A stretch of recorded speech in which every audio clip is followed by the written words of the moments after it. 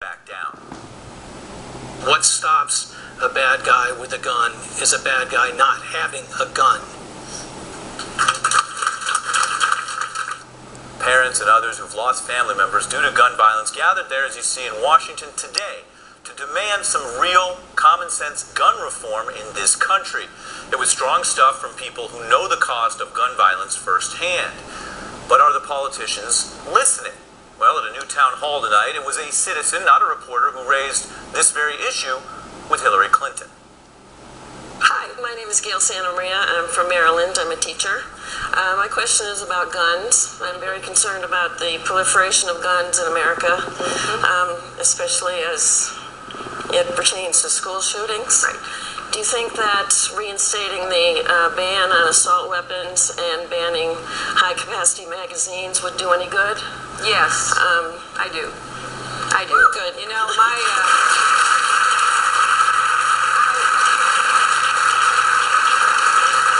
first of all, I think as a teacher or really any parent, what's been happening with these school shootings should cause everybody to just think hard.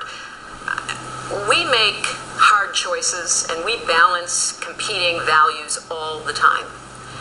And I was disappointed that the Congress did not pass universal background checks after the horrors of the shootings at Sandy Hook, and now we've had more in the times.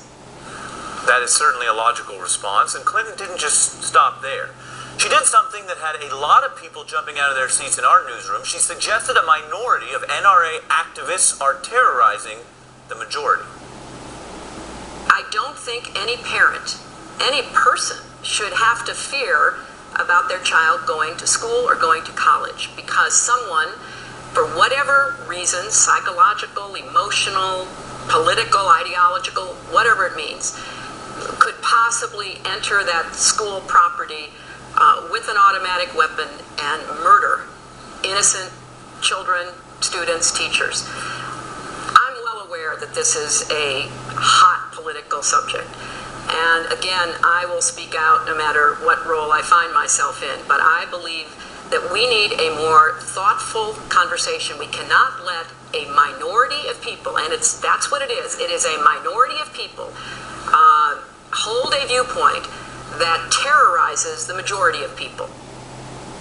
Joining me now, Karen Finney, a former Clinton press secretary and MSNBC contributor, and Blake Zeff, former Obama presidential campaign aide, a former aide to Hillary Clinton, and now an editor at Salon.com. Good evening. Hey, Ari. Blake, what are we looking at there? What's the significance of it? Well, look, I think there may be some reaction to her use of the word terrorize. We can expect anytime she's saying anything, Hillary Clinton, but particularly with the spotlight on her right now, there will be some sort of reaction. But what I've take a step back here and look at what the purpose of this book tour is and this media tour for Hillary Clinton. And I think in a big way what she's doing is really test driving her answers to a lot of questions that are inevitably going to come up. And so, for example, last week we saw her get asked about gay marriage, and she had about 15 different answers, and it didn't go over that well. But then, lo and behold, today in a town hall, she was asked about it again, and she said, you know what, like most of the country, I've evolved.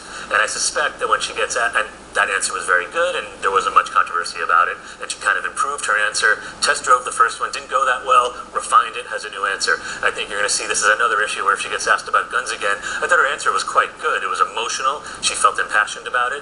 Those types of words, you know, terrorize, those kinds of things, I think are things that she's going to refine if there's a reaction to it. She'll come back with an answer that's a little bit sharper, but that's what this is about. This is about getting out there, getting a little bit of the rust off, test driving some of these answers. You know, there's never a lack of pressure when Hillary Clinton is talking at all, but there's a little less pressure now than in the middle of a campaign, so she has the ability to... Right, and look, Karen, when you look at that, it's always a backhanded compliment when someone says that a politician seems human, because it raises the question of whether they are just secretly a robot.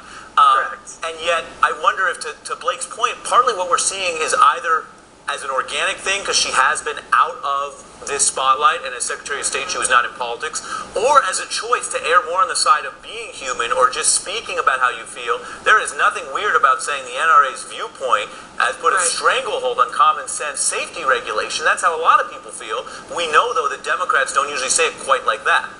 Well, here's here's the thing, and this is why I hope she doesn't back off, and I don't think she will back off. Remember in the interview that she did with Diane Sawyer and others, she said, look, I'm going to speak my mind. And as Blake points out, maybe she's had some missteps in the last couple of weeks, but this, I think, was spot on, because to your point, a majority of Americans, a majority of gun owners actually agree with the idea of gun safety, agree with background checks, agree with the idea of, collecting data so that we better understand as a health crisis what's happening. And what she did that was so brilliant on this issue from a communication standpoint, she really flipped the script. And it's a lot of the way that President Clinton did in 1994 with the crime bill, where he was surrounded by cops all the time, right? So the conversation was about police officers trying to keep us safe.